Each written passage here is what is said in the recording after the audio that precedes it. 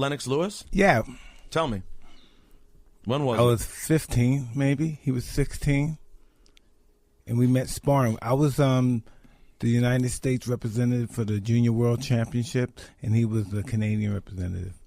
And did you guys sparred? Yeah, well... That was after he won the World Championship. Yeah, what really happened is, when I won the World Juniors Championships in Santo Domingo, some of the American guys were saying, oh, yeah, but you never boxed the best guy. And I'm going, what? Who's the best guy? I said, Mike Tyson. I said, who is he? Nobody... Well, I didn't know him. And they were saying, yeah, man, his trainer doesn't like planes and, didn't want him to fly and all that. So me and my trainer, Arnie Beam at the time, said, well, boy, we're always looking for sparring partners, and there's a guy, that's really good. Let's go find him. So when they told me where he lived, it's up in the Catskills. I'm like, what's up there? Isn't the country up there? And where are you training at this point, Lennox? I'm in Toronto. Okay. I'm in Kitchener-Waterloo, okay. Canada, Ontario.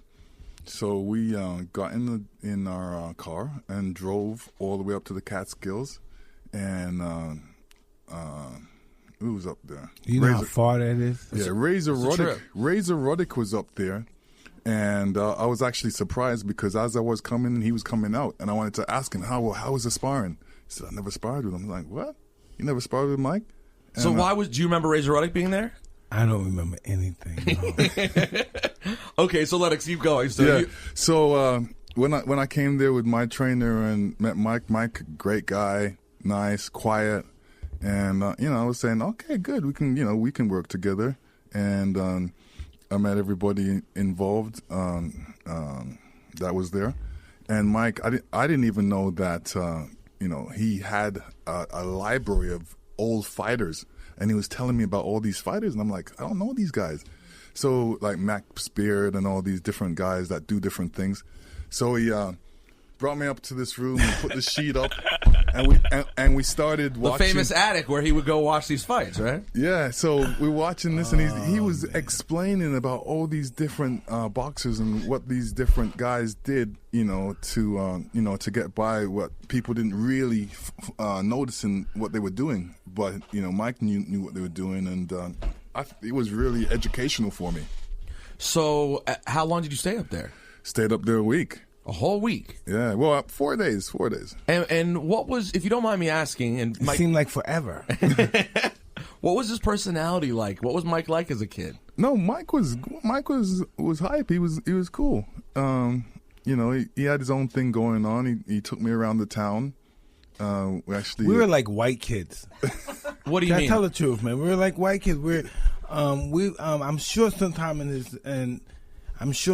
but he had a great upbringing with his mother. But I'm sure sometime in his career, something must have happened, and he must have said, "Hey, man, somebody grabbed and said, hey, this is the way to be, and this is our guys and stuff." Not knowing they're just a white community. This is our guys, and everything's going smooth here, and we don't want to see you get in trouble. We like you, and that's how it was in Castle. No, this is our guy. He ain't gonna get no trouble. Boom, he's gonna be a great champion, and we were just guys. We just lived that life. We all were polite guys. We knew how to speak. Early. We weren't pugnacious or anything.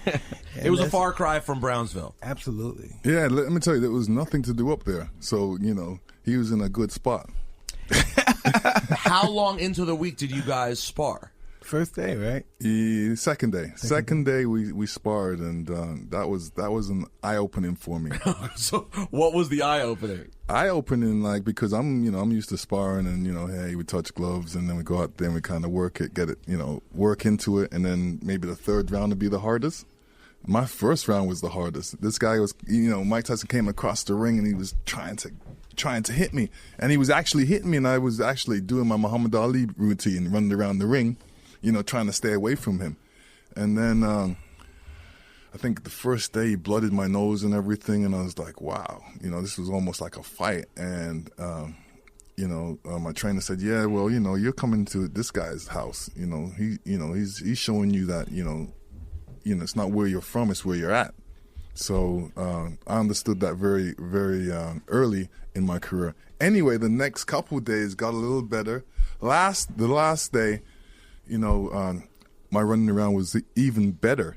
So I realized that, I need to keep moving around the ring and not stand there and get hit by Mike Tyson.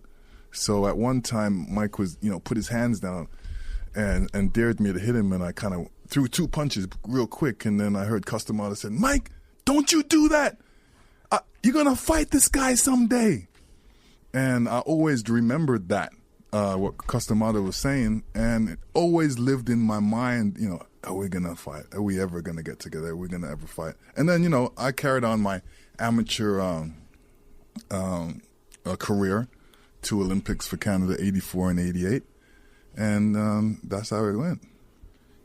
Mike, did you